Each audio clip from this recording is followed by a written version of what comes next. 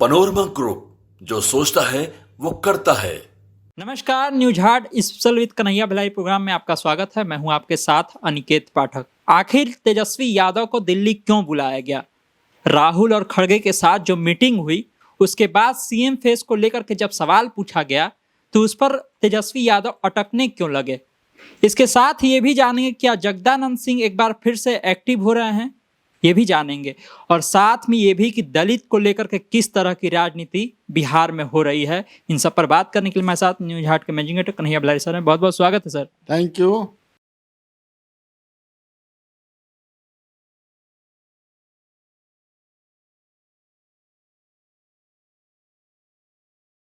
सबसे पहला सवाल सर, तेजस्वी यादव कल जब मीटिंग हुआ दिल्ली में, खड़गे जी थे उसमें और राहुल भी थे और भी नेता थे, उसके बाद जब वो बाहर निकले तो सीएम फेस को लेकर के सवाल पूछा गया। अटकते अटकते कहें कि सब मिलजुल करके बैठ करके ये सब तय करेंगे, तब आप लोग को बता देंगे। अब कहा जा रहा है कि सुर बदल गया है। जब पिताजी कह रहे थे कि कोई रोक नहीं सकता है, माई का लाल, ये भी कहते थे कि हम सीएम बनेंगे तो ऐसे ऐसे, अब ऐसा अटक करके क्यों बयान दे रहे हैं? हो सकता है 2 कदम आगे 1 कदम पीछे। ये रणनीति के तहत किया जाता है ना जी। बुर्बक पॉलिटिशियन ना उनकी अड़ जा, लेकिन तब है कि सीएम फेस तो छोड़ो ना, ये भी नहीं हुआ ना कि इन्हीं के नेतृत्व में लड़ा जाएगा। हाँ, वही तो बात है। सवाल ये ना है, जैसे एनडीए में है कि भाई नीतीश कुमार के नेतृत्व में चुनाव लड़ेगी एनडीए, जो भी घटक दल है, इतना तो वहां तक है।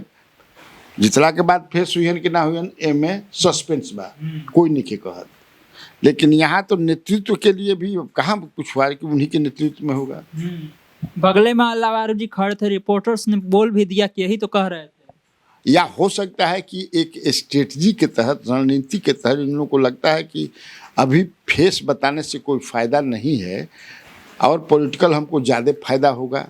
लेकिन ऐसा लागत नहीं खे, अगर तेजस्वी यादव को फेस नहीं बनाएंगे वो, तो जो उनके वोटर हैं एग्रेसिव तरीके से वोटिंग नहीं करेंगे, इसलिए घटा होगा। जैसे कि नीतीश कुमार को अगर ये लोग सीएम फेस नहीं घोषित करेंगे, दोनों तरफ है, अगर नीतीश कुमार को सीएम फेस नहीं घोषित करते हैं तो इनके जो वोटर हैं वो एग्रेसिव नहीं होंगे। अभी से उनमें डर संशय की स्थिति बनी हुई है कि आखिर बीजेपी ऐसे क्यों कर रही है।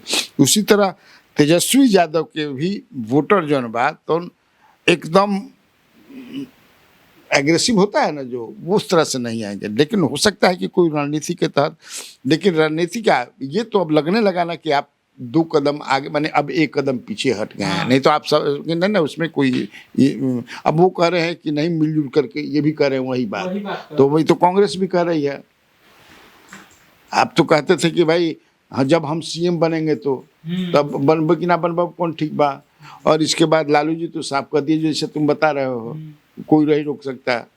तो मैंने मुझे लगता है कि तेजस्वी यादव का जो बयान है, और तेजस्वी यादव का हालांकि बॉडी लैंग्वेज में बहुत सारे चिंता वाली बात मैं नहीं देख रहा था, बॉडी लैंग्वेज ठीक था, लेकिन कहीं ना कहीं के एक स्ट्रेटजी के तहत, रणनीति के तहत कि भाई अभी इसको ढाक के रखा, एक तोप के रखा, क्या जरूरत बात ना जाएगा। लेकिन देखो, या अभी ये भी हो रहा होगा कि पहले अभी सीट शेयरिंग पर मुद्दा सुलझाना है, तो किसी तरह से ये मुद्दा सुलझ जाए, उसके बाद इस पर आएंगे। वो तो मैं बार बार कह रहा हूँ, कई दिनों से इस बात को कह रहा हूँ कि कांग्रेस को सिर्फ मतलब है 70 सीट से। आप कह दीजिए कि हाँ 70 सीट देंगे, तो काल से भूभा लेके बोले हेलो हम लोगों का गठबंधन का मुख्यमंत्री उम्मीदवार तेजस्वी यादव है, आवाम को आगाह किया जाता है। वो भूबा लेके बोले लगे जा, हाँ जी, आवाम को आगाह किया जाता है, बताया जाता है, सूचना दी जाती है, मुनादी फिरे लगी कांग्रेस की तरफ से। मेन उनका वही है कि हमारा के 70 को दो। हाँ, तो अब आप चुनाव तो आज बा ना, अब ये सीट बंटवारा कहीं ना इन्हें होखल बा ना उन्हें होखल बा, टेंटेटिवली भाई हो रहा बा, या अपने अपने एजेंसी लगा करके जो है, अपना अपना एजेंसी लगा करके लोग सर्वे वर्वे करा रहे हैं कि कौन कहाँ कौन समझे कि इसे मजबूत पार्टी रही, उन्हें भी चलता है इन्हें भी चलता है। लेकिन ये तो हल्का सा बैकफुट पड़ता ही जाए, हम ज़्यादा इसको नहीं कहेंगे, क्योंकि वहाँ मल्लिकार्जुन खड़गे थे, आपको राहुल गांधी थे, वेणुगोपाल थे, इसके बाद इधर से मनोज झा थे या संजय यादव थे, ये लोग थे। हाँ हाँ, अलवारी भी थे, प्रदेश अध्यक्ष राजेश राम भी थे। अरे तो राजेश राम का भी तो बैठ के समझे कि टुकु टुकु ताकत थी मुँह। हाँ अच्छा, ये बोलन है नहीं जा, हाँ ये बोलन, हाँ ये बोलन, ये करते और क्या करना, वो बेचारे अपन का थी। लेकिन सर सवाल यहाँ पर इसलिए भी उठ रहा है कि जब 17 तारीख को एक महागठबंधन की मीटिंग होनी ही है बिहार में, इससे पहले तेजस्वी यादव को बुलाना, वहां पर मीटिंग करना, क्या कहा जा रहा है? क्योंकि सूत्रों के हवाले से ये खबर चल रही है कि तेजस्वी यादव ने कहा कि 50 सीट से ज़्यादा नहीं देंगे।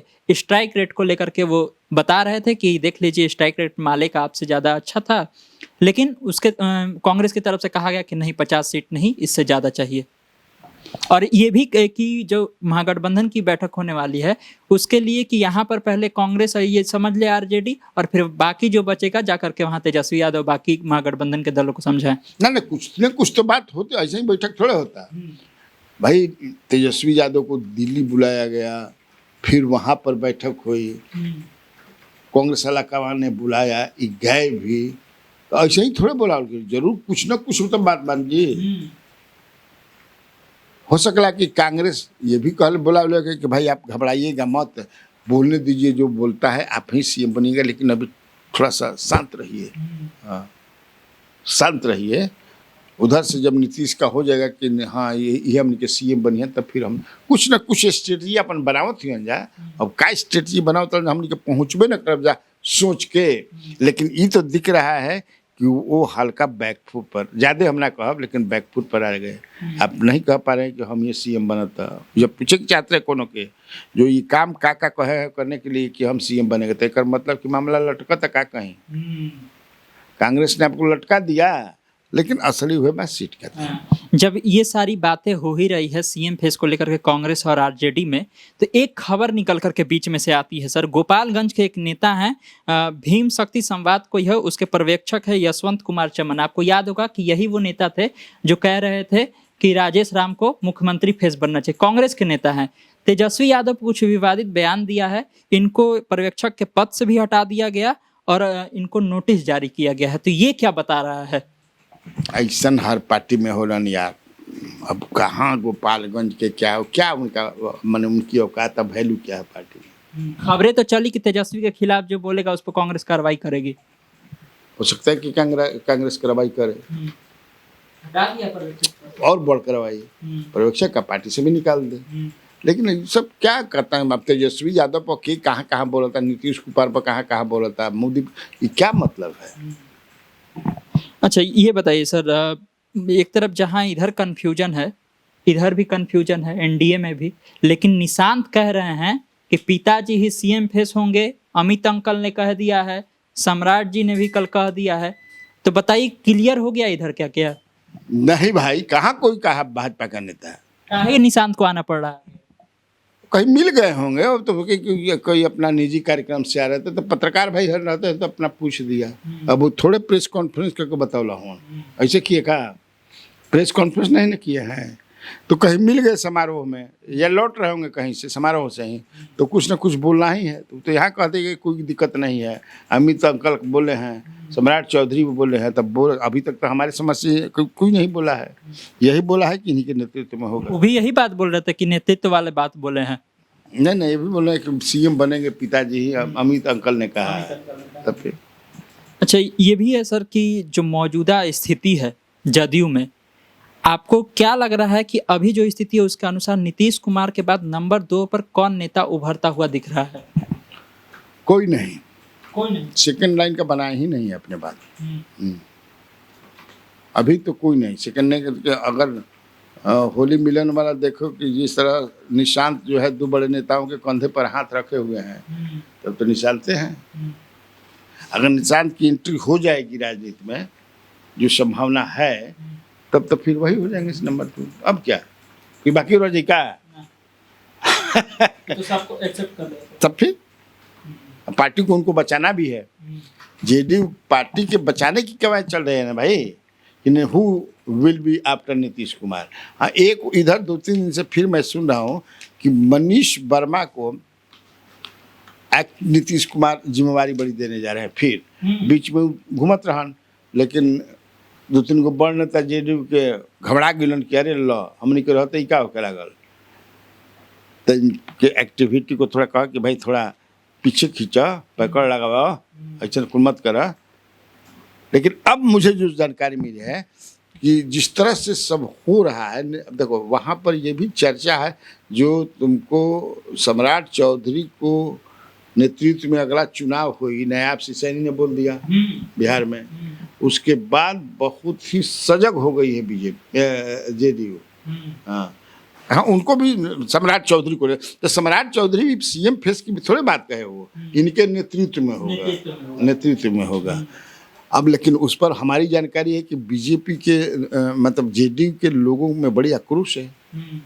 मुख्यमंत्री को भी ये बताया गया है, और एक जेडीयू के बड़े नेता और बीजेपी के 2 बड़े नेता सीएम आवास में गए थे आज का कल।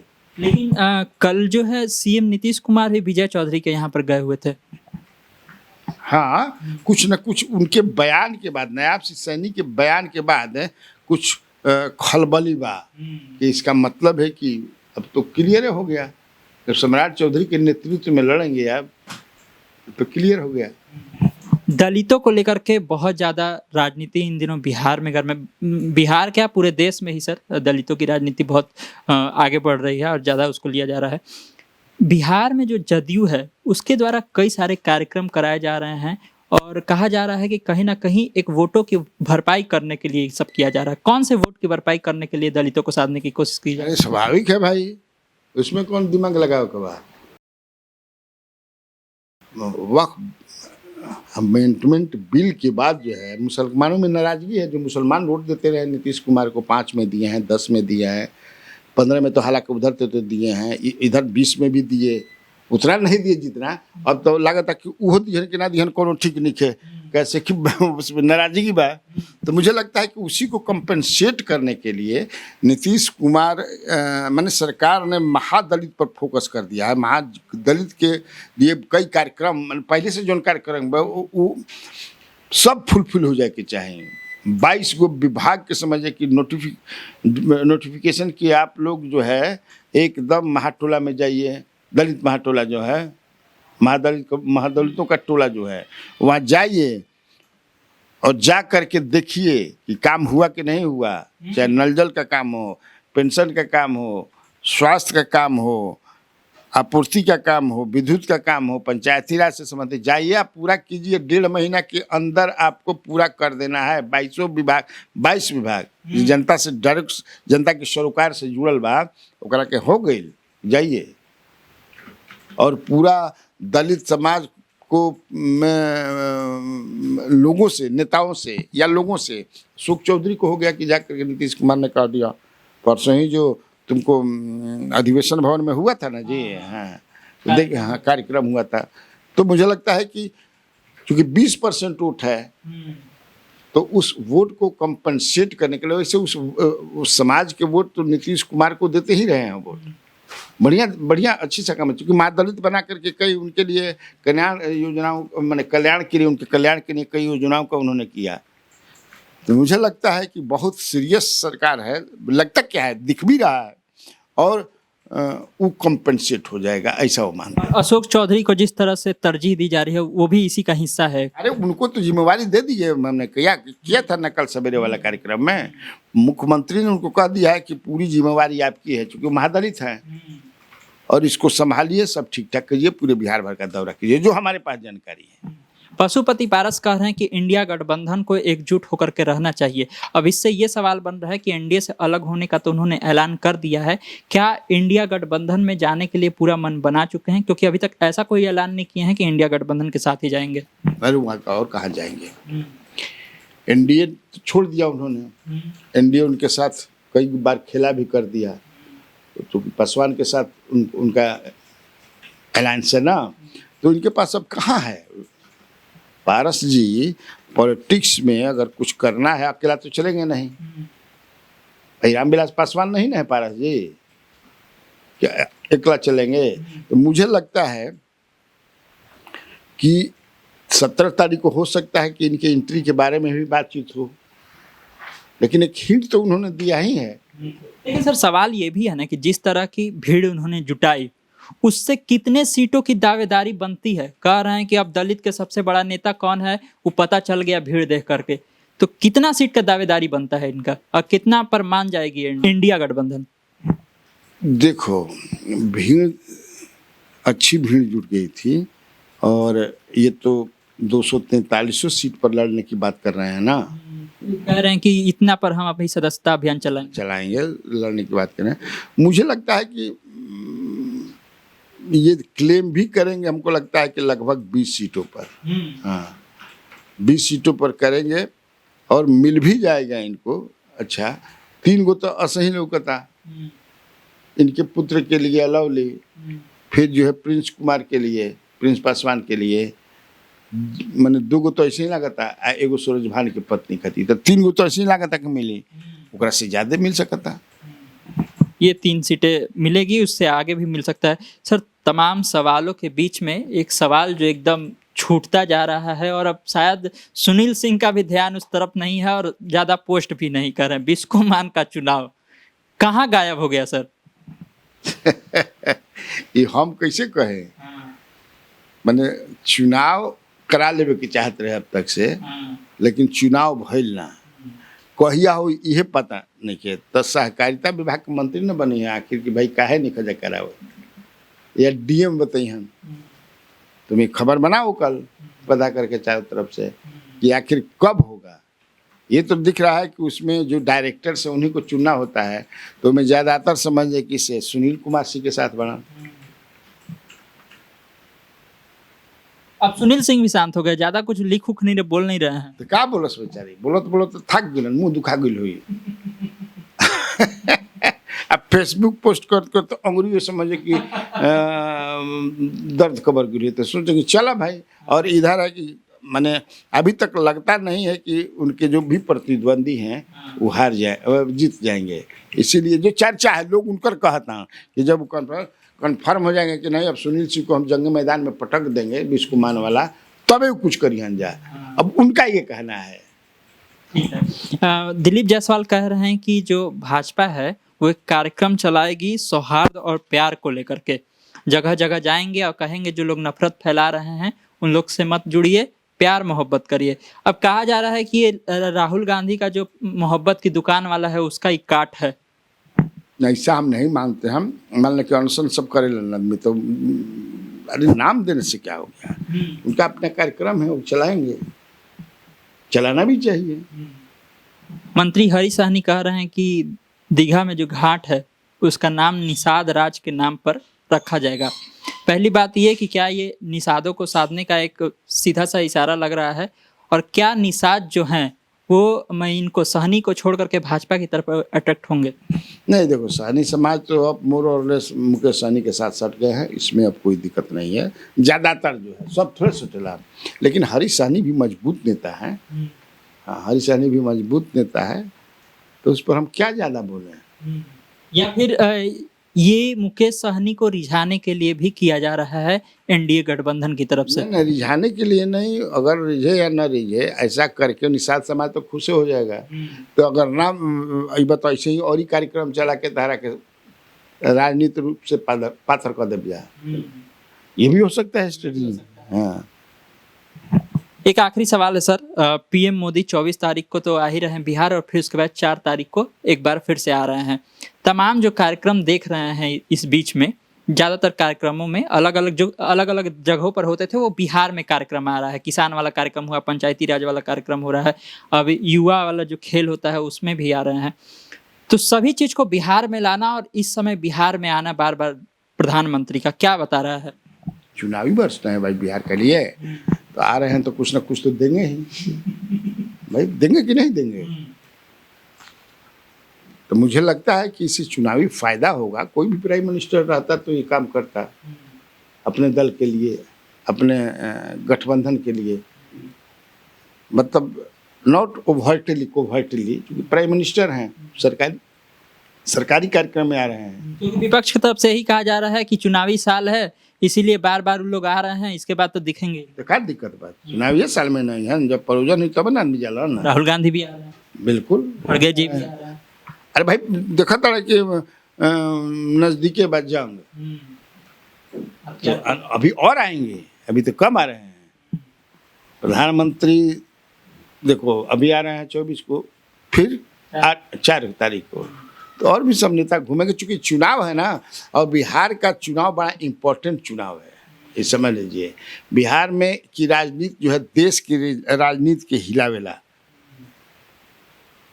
देश की राजनीति के हिलावेला। एक सवाल ये भी है सर, जगदानंद सिंह का कल एक तस्वीर सामने आया, एक मूर्ति के उद्घाटन के लिए वो पहुंचे हुए थे और बड़ी तेजी से वो तस्वीर भी फैल रहा है। कहा जा रहा है कि एक बार फिर से क्या जगदानंद सिंह एक्टिव हो गए हैं, क्या फिर से कार्यालय में आएंगे, फिर से मोर्चा संभालेंगे? हमको देखो ऐसा नहीं लग रहा है कि अब वो आएंगे, क्योंकि उनका स्वास्थ्य साथ नहीं दे रहा है। लेकिन हमने भी एक कल डिजिटल पर एक कार्यक्रम में देखा था, परसथुआ में वो एक दिवंगत जो है राजद से जुड़े हुए बड़ा मजबूत श्रीकांत सिंह या क्या नाम है, श्रीनिवास सिंह यादव, तो प्रखंड अध्यक्ष रहे कुदरा के, तो उन्हीं की मैंने प्रतिमा पर माल्यार्पण या उद्घाटन जब भी कहते उन्हें जगदानंद सिंह आए थे। क्योंकि जगदानंद सिंह रह रहे हैं गांव पे, अब एकदम हालांकि लालू प्रसाद यादव जो राष्ट्रीय अध्यक्ष हैं अभी तक उनका इस्तीफा स्वीकार नहीं किए हैं, ये मेरी जानकारी है। इस्तीफा तो वो दे दिए हैं, लेकिन कुर्सी अभी तक खाली बा। काहे नहीं खावत भाई, आव लेकिन आवत नहीं खन। अब हमको नहीं लगता है कि वो आएंगे। अब सार्वजनिक वो असल में जो लोकल स्तर पर वो कमिटेड करते थे, श्रीनिवास सिंह यादव जो है एकदम जमीनी स्तर से जुड़ा हुआ, तो नीति उधर कार्यक्रम हुआ तो विद इन द रीच है, तो गाँव पर रहते बढ़ाते चलते घूम ले, उद्घाटन नहीं कह दी, अनावरण कर दी। मुझे यही लगता है। क्या सर ये भी आखिरी सवाल होगा कि क्या अगर प्रदेश अध्यक्ष चुनाव तक यही रहेंगे या कोई नया बनेगा? मुझे लगता है कि नहीं बनेगा, उसको उन्हीं को रखेंगे। तो देखा आप लोगों ने, तमाम तरह के सवाल थे, तमाम तरह की चर्चाएं थी, जिस पर बहुत ही विस्तार से सर ने सारी बातें बताई हैं। तो इसी तरह खबरों से अपडेट रहने के लिए आप न्यूज़ हाट से जुड़े रहिए। यूट्यूब पर हमें देख रहे हैं तो चैनल को सब्सक्राइब कर लीजिए, फेसबुक देख रहे हैं फेस पेज को लाइक कर लीजिए। धन्यवाद, नमस्कार।